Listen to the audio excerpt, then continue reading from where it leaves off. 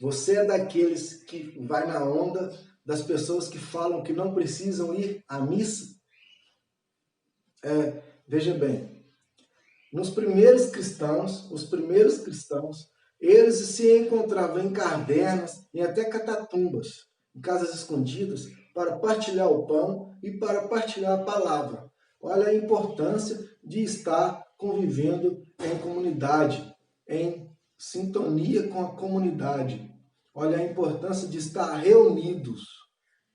Olha a dramaticidade, porque eles eram perseguidos, eles estavam correndo riscos de serem decapitados. E mesmo assim se encontravam e se reuniam, apesar de todos os problemas, de todas as perseguições. Então, se você é daqueles que vai na onda, sempre fala, eu não preciso de igreja para provar a minha fé, cuidado. Cuidado com isso, isso é perigoso. Preste atenção, veja bem.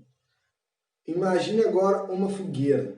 E imagine você caminhando em direção a essa fogueira. Consegue imaginar? Quanto mais perto da fogueira você fica, mais quente você está. Quanto mais perto da fogueira, mais quente vai ficando, não é verdade? E menos frio você vai sentir. Isso é óbvio, é verdade, não é? Então, imagine agora, com Jesus é a mesma coisa. Imagina aí a situação.